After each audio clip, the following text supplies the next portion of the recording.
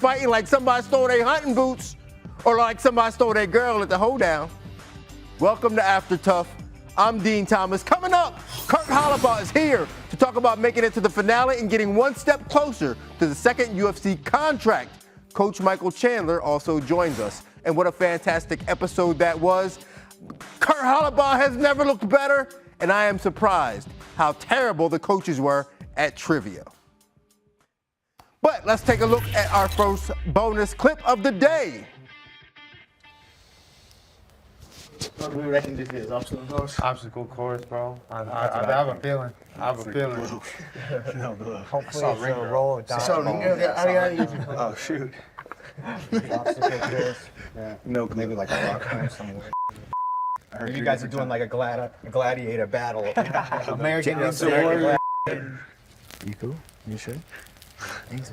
Like a press conference. Up there, yeah. Like a Press conference.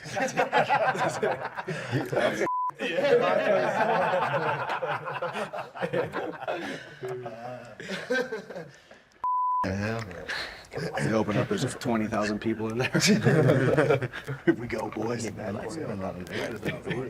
great debate. You guys can go out there. It's a chess competition. Checkers. We The most play boring coaching challenge ever.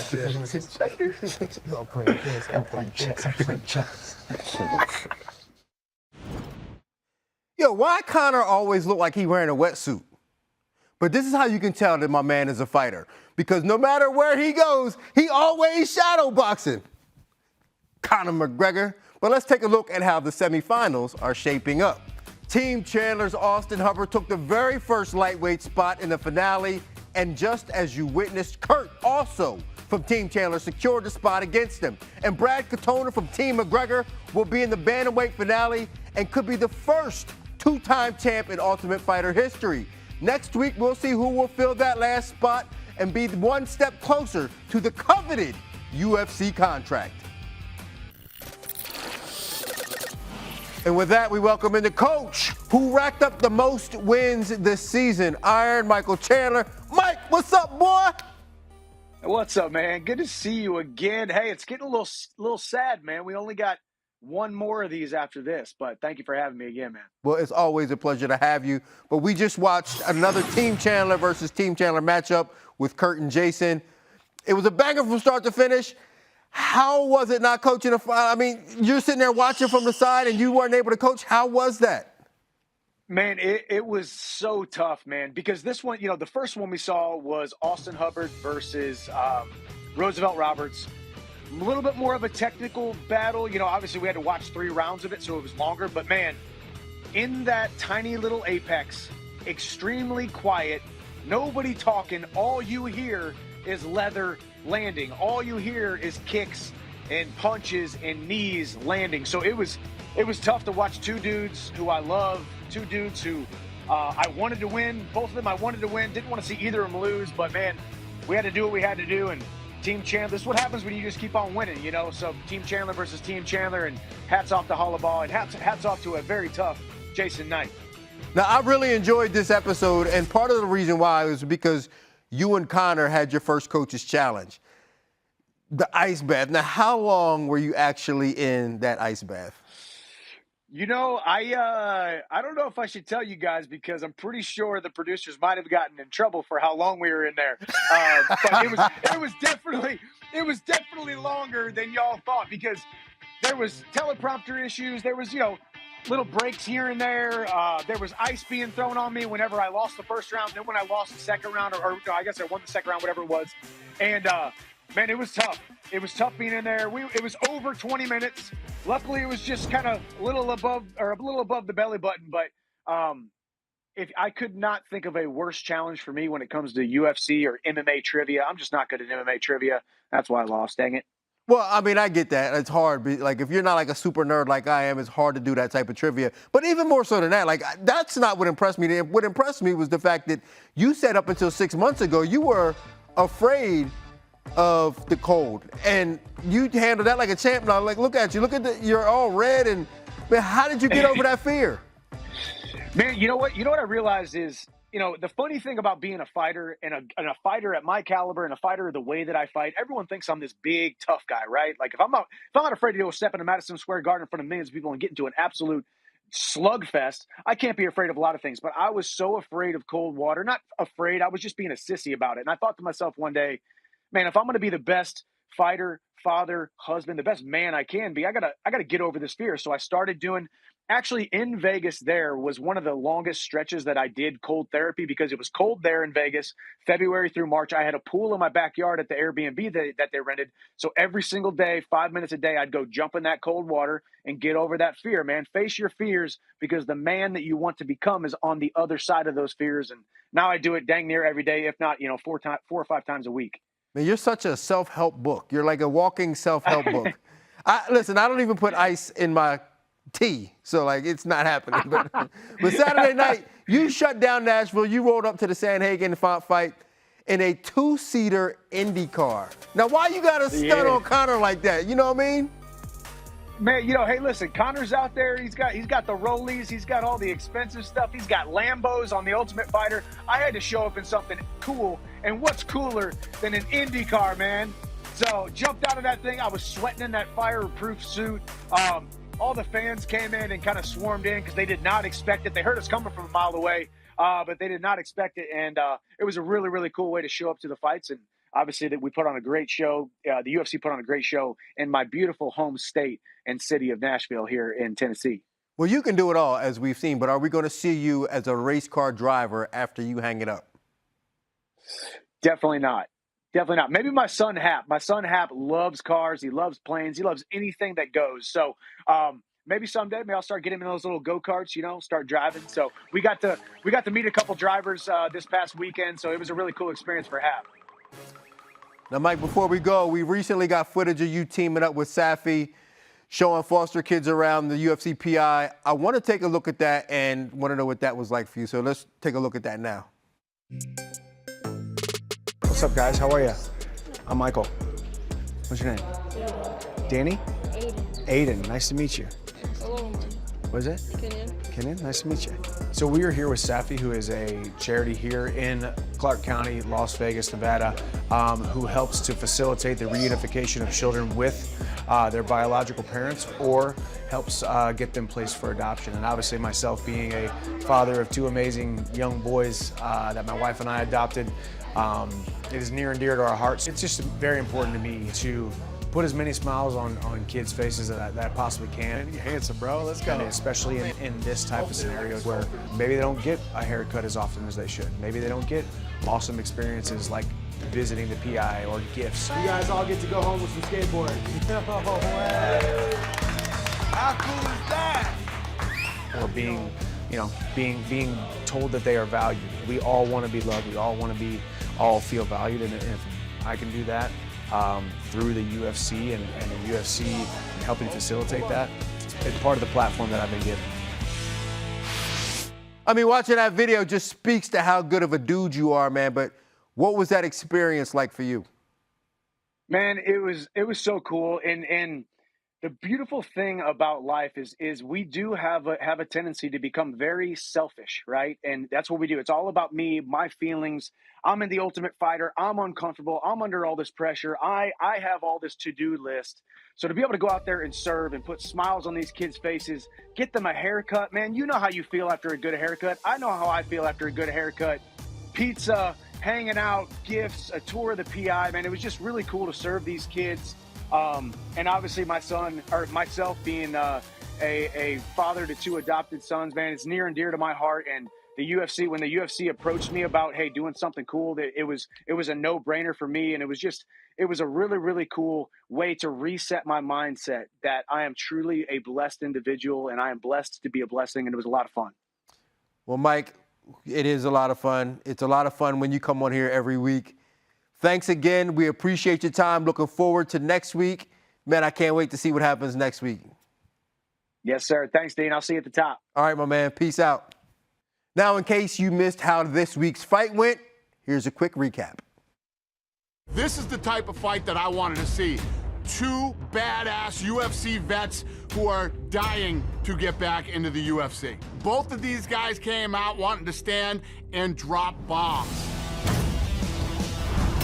And that's exactly what they did in the first round. Exchanging shots, knowing exactly what was riding on this fight. I was very impressed with both of these guys.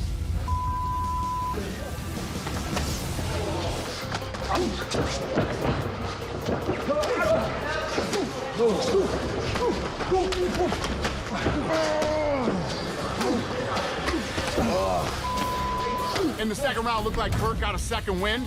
Beautiful rib shot. Jason landed a few good shots, but it was pretty clear that Kurt was getting the better of him. Eventually, Kurt overwhelmed Jason.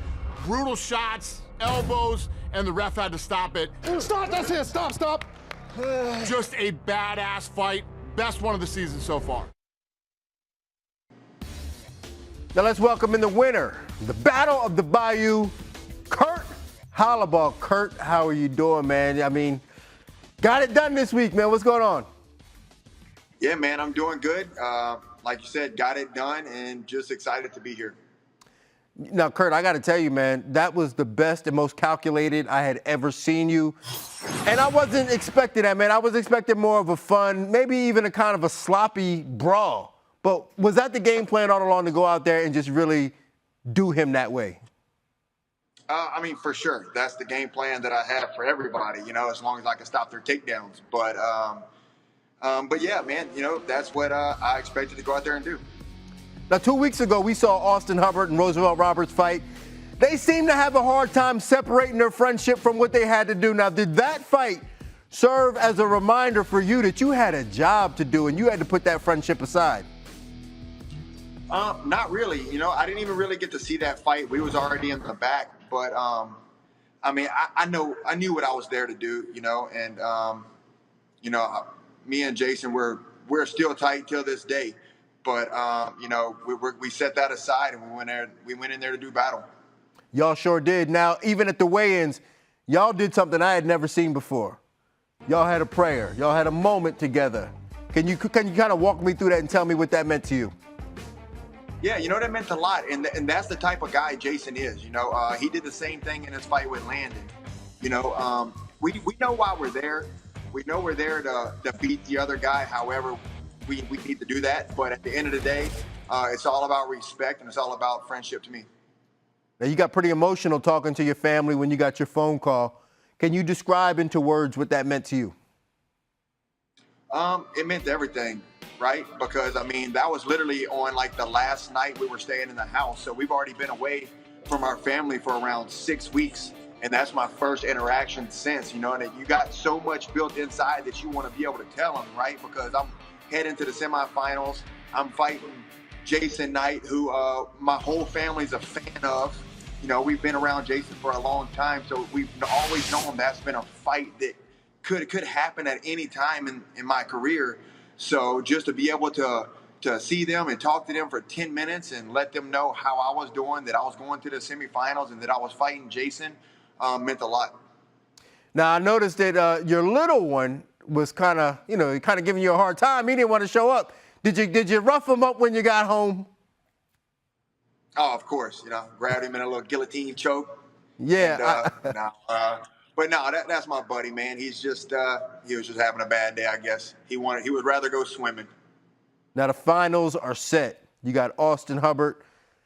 I don't want you to give away too much, but is there anything that you can share that you may have learned about him in the house that can give you an advantage in this fight? I don't know, man. You know, we did a lot of training together. I mean, Austin's got his particular set of skills. I have my particular set of skills. And, you know, really what it's all about is who can show up and implement their game plan on that night, who can show up and be the better fighter. You know, I love Austin. I feel like we're a very similar guy, right? We've been around each other. We're both real down to earth. We're both really humble guys.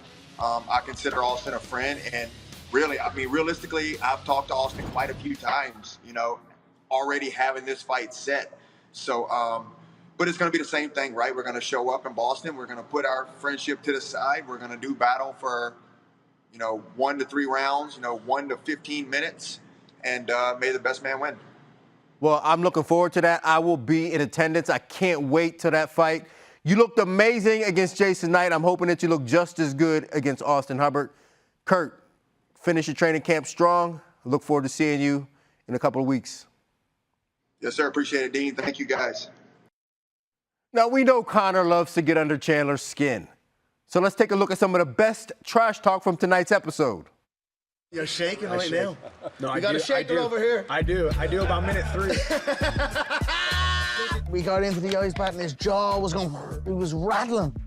He was absolutely shaking in the thing. I thought we were going to have to call an ambulance or something like that. Now, it was cold, in fairness. I'm in the UFC since he's in nappies. The coaches seem to be handling the cold pretty well. It's like the jacuzzi on me yacht.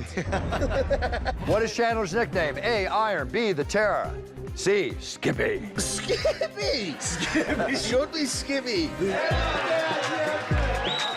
Got the W, baby. The rich get richer. I got 10 in this pocket that I'm at the winner. I got 10 in this pocket that I'm at the bringing. And that's it. The roulette on the wrist. The house is always winning, baby. Yeah, and I'm the house. That's McGregor at his finest. Now here's some bonus footage following Conor's Coaches Challenge win.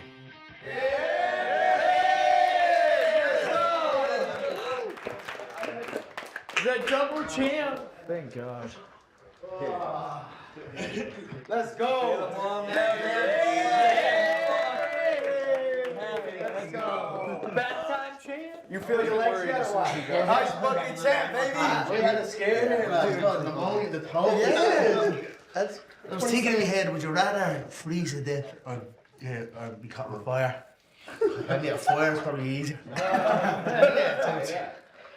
With the pain I was feeling on the front of my toes, I didn't know what was going on. You look good off the bat. You hit it like I was like, what the f? And I was like, you were born. You were proposed. Chandler was shivering off the bat. Chandler was shivering you. Isn't it mad that? Yeah. Gives you a little bit. And every time you look over at your stuff, That's where the energy is important to have your own energy because it can. You know, control that, yeah. appreciate the win, coach. Yeah. To another W, lads. To the rising tide, right? We're on the way, lads. Salute. Cheers, baby. Cheers, let's go. Now, why on earth do Conor make all them dudes drink his proper 12? What if they don't want to drink it? But I will say this, though. Conor is the best trash talker probably in the game currently right now. Just imagine if you could actually understand him half the time. And now for my favorite part of the show. Memes of the week. Here we go. What memes do we have this week? Oh, when you're introducing your girl to the boys, but you can't remember her name. Oh my God, what was her name? It must have been one of them kind of nights. All right, the Magic Mike outtakes. Look at these boys. They getting it on, they getting that little swerve on. I see. When grandma walked outside the bathroom naked, you can't unsee it. I mean, that's a horrible sight, but we've all been there, right? Get rid of that one. How dudes do curls in prison. He would definitely know. They hold on here and they just get the little pump on them curls. Yep, this how that. The squad showing up to a high school party. Y'all know y'all too damn old to be hanging out with these kids, but they still show up. They still show up. But make sure you check out the next episode of The Ultimate Fighter Tuesday at 10 p.m. Eastern on ESPN and ESPN+. Then stick around for After TUF because we are going big for the last episode before the finale. Coach Michael Chandler will be in studio along with UFC Hall of Famer and TUF 27 coach Daniel D.C. Cormier to break it all down. But check us out on ESPN+, YouTube, Facebook, and Twitter. And trust me, you do not want to miss this one. And now, here's a sneak peek at next week's episode. On the season finale of The Ultimate Fighter, I heard we have some crawfish. Connor and Michael spend quality time with their teams during the final days of the competition. It was a good time to just bond with the guys. I love you to bits. Thank you for your time, guys. All of you. Yeah. For real, this is like... As a gift from me to you yourselves, I'm giving you $1,000 each of chips. Then, the only McGregor prospect remaining Boston native Rico DeShulo looks to continue his Cinderella story and secure his spot in the bantamweight final. Cody, man, it's my time now, man. I'm coming with everything locked and loaded, and so you better be prepared, man, because I'm bringing the heat. But Team Chandler's Cody Gibson has dreams of his own. You know, Rico, skill for skill and will for will, I outmatch you. I'm punching my ticket to the finale, and I'm not gonna let you or anybody else stand in my way of doing that. Hoping to continue his quest for a return to the UFC. It's the final fight of the season with everything on the line. Who will move one step closer to the big stage, becoming the next Ultimate Fighter? Next week's season finale will complete the matchups for the TUF finale, which takes place at UFC 292 in Boston.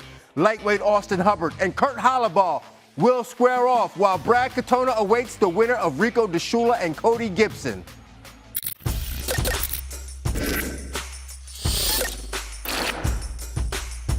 I am officially declaring that not only was that the fight of the season, but it was also for the TUF 31 BMF belt. I mean, these dudes live an hour and a half from each other in the bayou, but they waited 10 years to fight each other in a quiet arena in front of Dana White, Conor McGregor, and Michael Chandler. And it might have been worth it, because them boys was scrapping like they was fighting for a seat in the deer stand. And in the end, it was Kurt Holobaugh who touched up Jason's night like a blind person reading Braille. There was only one real loser in all this. That was Lee Hammond. Looking back, he might have been the best lightweight in the house. Yet now he gonna have to watch the finale from the Black Forge. Now speaking of black, you gotta be out your rabbit ass mind if you think I'ma sit in a cold plunge answering trivia questions. I don't even let the temperature in the hotel room dip under 78. And what's up with them easy ass questions anyway? Y'all can do better than that. On second thought, maybe you couldn't. Well, the lightweight finale is set. Kurt and Austin, put your personal feelings aside and remind us what's the most important lesson that we learned this season, and that was taught to us by Conor McGregor. That is, when you rich, you don't have to fight. You can just act like you want to. But when you broke, you better come out swinging like Jose Ramirez. Until then, I'm Dean Thomas, and I'm not here to give you a problem. I'm just here to give you some tough love. Have a good night.